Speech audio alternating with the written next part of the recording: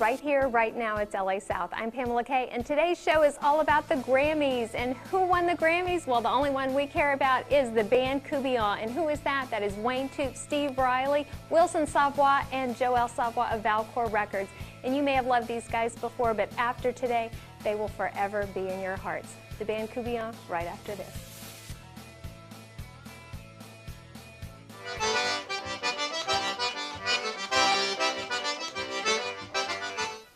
This is the first time traditional Cajun music has ever won a Grammy. Beau Soleil won a Grammy a while back, but it wasn't traditional Cajun music. It was more like Cajun rock and roll. So it's quite a big statement that a traditional Cajun band with no drums, no arrangements, nothing special, just sitting down and playing like kitchen music has won a Grammy.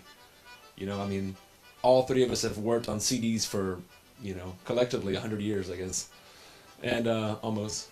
And, well, maybe not that many, but collectively for like 55 years. And we have, you know, all kinds of arrangements and really thought out CDs and complicated this and that, and none of us have ever won a Grammy. And then we sit down and record like, you know, kitchen music, and we win a Grammy.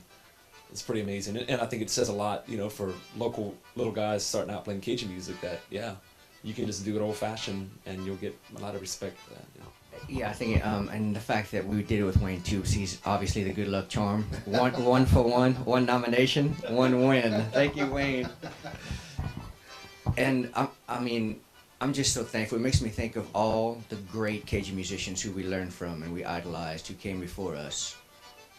I mean, I'm just so thankful for them for laying the groundwork, laying out the path, you know, and making things easy for us, you know. My biggest hero, Dewey Balfa, Dennis McGee, there's so many of them, you know, so many greats that we learned from, and just thanks to them. And yeah, we made that CD just hanging out in this room. It was the easiest record I've probably ever done, the loosest, and like Wilson said, you never know. This was a kitchen at one point. It was an outdoor kitchen. Yeah, they used to, my dad used to have house parties out here. Well, you know, I think it's very significant to the culture because you know, Cajun music has been around a long time, and you know, through the years, it went from generation to generation, and there've been so many style changes from Amador Duane to Ira Lejeune to Lawrence Walker, Alice Roger, Belton Richard. I just think that, and you know, being that it's not just a Cajun and Zydeco category anymore, to where it's more regional roots music, the competition is a little bit more stiffer. And I think doing what we did was a very big compliment to what, you know, we were raised with, and to the musicians that are around that look forward to maybe getting in the studio with Valcour Records and maybe trying their luck at it. One of the things that makes this really special is that you have three of the biggest representatives of Louisiana music at the same time winning a Grammy. Finally, I think it's just an amazing representation of what's happening in Louisiana today. We have different generations and people from all types of different musical backgrounds that came together, and instead of competing against each other, they took the Grammy home together.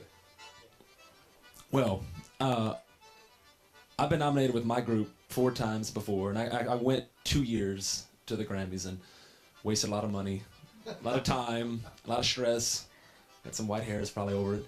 And sitting in the audience, and I thought we had a decent chance with my band, Pine Leaf Boys, but every year they always had like a heavy hitter that I was pretty sure they were gonna win, you know, when I went. And then they got the stress of sitting there and they're like opening up the envelope, and you kind of think that maybe you have a chance. And with Courtbouillon this year, I didn't go and he didn't go because we had gigs. It was Mardi Gras weekend. What a horrible weekend to have the Grammys. And I know, they should have rescheduled it. And I had 3 gigs that weekend. He was booked all over the place too. And actually, the day they announced the winner, he and I were playing a split show together at Pat's in front of like, you know, whatever, 1,000 people that were there, which was great because when my phone began lighting up, boom, boom, boom, boom, boom, boom, boom, boom, boom, I was playing accordion, and I had a feeling it was good news. People started saying congrats, congrats, and I was in the middle of the tune, and then I knew at that point. And then Thomas, my bass player, had an iPhone of Wayne, a video of Wayne getting up, running up the thing, and giving a speech. And I was like holding it for the whole audience so they could see, you know, that, and everyone was like clapping. And I said, I couldn't think of a better place to be than right here at home with all the local peers and fans of ours, you know. just cheering us on and all that. But I thought we had a pretty good chance this year because it's a pretty awesome project. Even if I wasn't part of it, if I wasn't part of this and they had somebody else playing fiddle, I still would have thought, with these two guys that we had a very good chance. So you ever gonna play accordion again? Because you won this playing the fiddle. And anyway, yeah, first time I was nominated was in 1995 with the Playboys, and this was my 6th nomination. And you always have a 1 in 5 chance, so you never know. And I've been 3 times. And last year I went, the Playboys were nominated last year for our latest album, Grand Isle, and I thought we had a good chance. I really did, probably the best chance ever. And I had my whole family with me, and it didn't happen. And it's heartbreaking, it really is. And then everybody wants to go to all the after parties after. I mean, it's hard to get up after you've been knocked down. And I needed a break this year. I was glad Mardi Gras was happening. I needed a break from the emotional roller coaster of the Grammys. It's heavy. It's as big as it gets for us, It's the top award. And I gotta say, Joel was texting me. We were texting back and I forth. was trying to text you. My hands were shaking sitting there. And it got down, we were 49th, so they had to go through several categories before they got to us. And he said, 1 more to go, getting excited. And the next message was 1. And I was Couldn't type anything else. immediately I was moved to tears. I had my little boy with me, and I grabbed him and hugged him, and I was sobbing. I was just moved immediately. And he didn't know what was going on. I said, "Daddy just won a big award." And he was like, "How big?" I said, "Yeah." I told him the biggest. And it's great. There's no better feeling to be awarded that way, to be voted that award by your peers, by the Academy, and I'm really thankful. Super grateful and thankful to have done it with these guys. These guys are my cousins, by the way. We grew up together, and Wayne Toups is a hero to all of us who came after him, and it's just a huge honor. Steve and Wilson and them, they've been very fortunate to have those nominations underneath their belt. I haven't been so fortunate. This was my first time, and I can only say that I wasn't going to miss it for nothing in the world. Thank the good Lord that He gave me the opportunity to be able to go. We come back off of a cruise, and I didn't even know where we were nominated, and my phone blew up, and I looked at my wife and I said, "Damn, we're nominated for a Grammy." And I looked on the books, and chance favors the prepared mind. We didn't have anything booked except for the Monday for Mardi Gras, so we booked our flights, and I said, "I'll probably never get another chance again, so I'm gonna go." I felt like I'd already won even before I went over there. So sitting in the audience,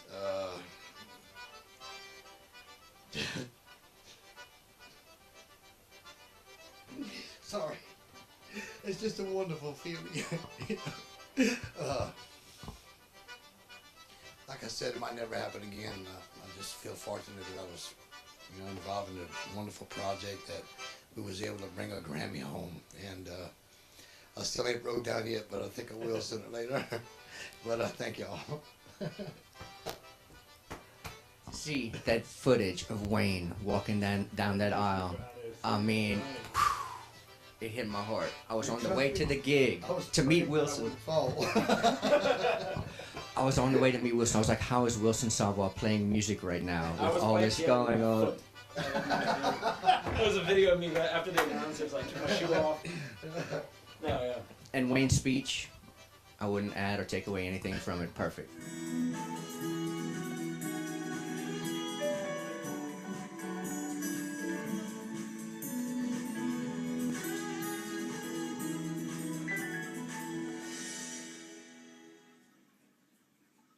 Wow. If I can get through it without crying, I think I'll be all right. I want to thank God, my wife, my son, everybody. everybody at Valcour Records, Mr. Joel Savoy, Steve Riley, and Wilson Savoy. Thank the Academy. We sure appreciate it. May God bless each and one of you guys.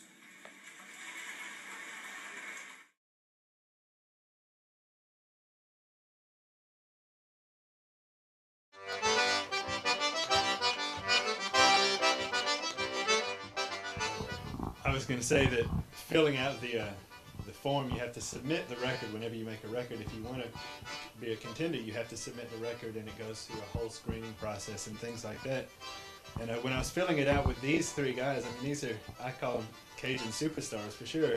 But filling out, I felt really confident. I was like, wow, I think, you know, we have a really good chance of getting the Grammy this year. And I'm on the board of governors for the Recording Academy, and a lot of my friends there said, hey, we think you have a really good chance too. And so I was feeling really confident.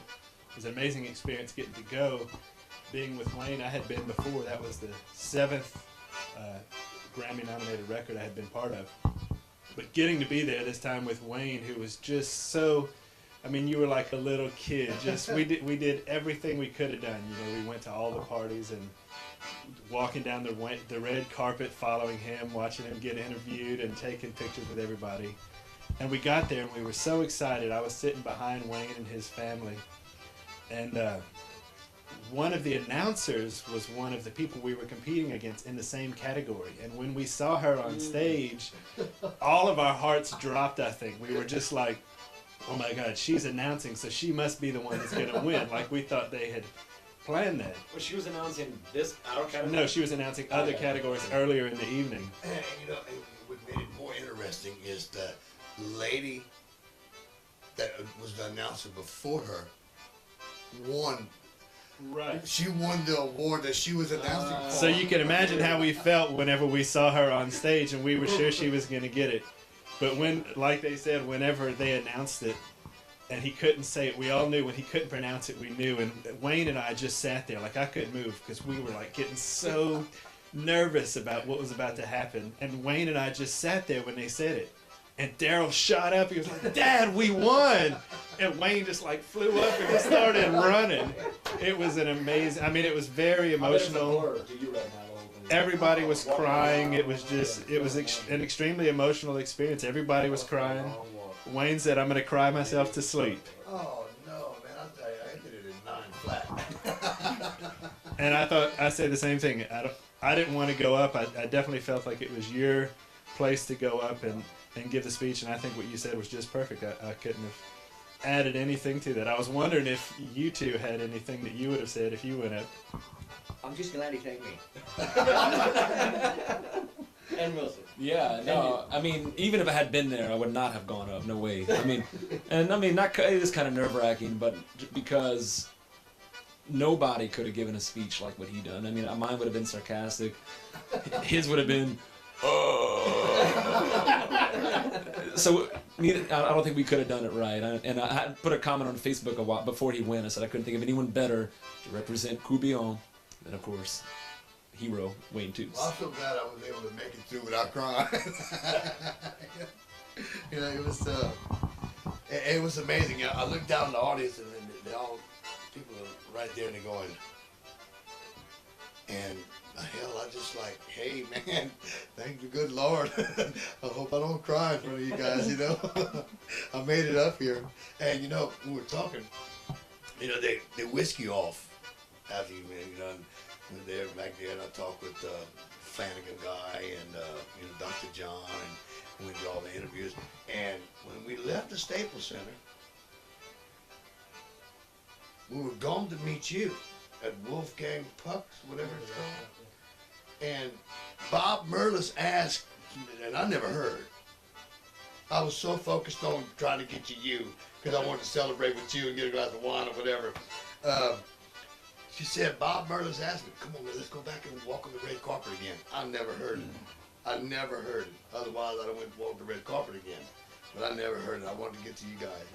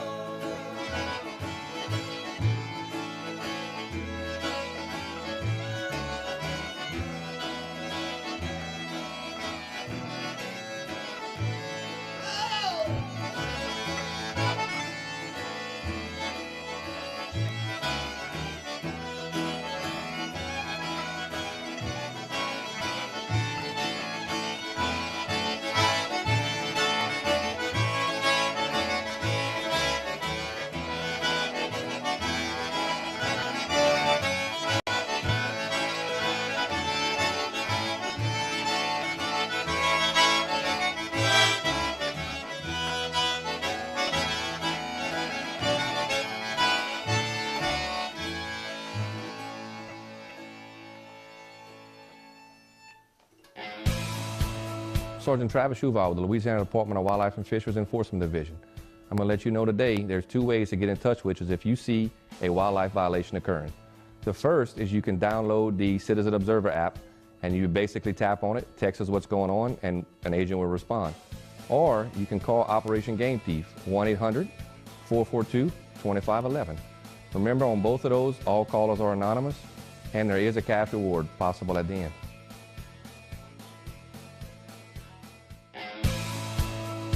Hey, g'day, I'm Brett Mutt, and I'm LA South. A little bit about me, in animals. They don't have to have fur, they can have fins, they can have scales, they can have teeth, they can be smooth, they can be slick, they can be slimy. As long as they got a heartbeat, I love them. Come see us, www.zoo-zoom.com.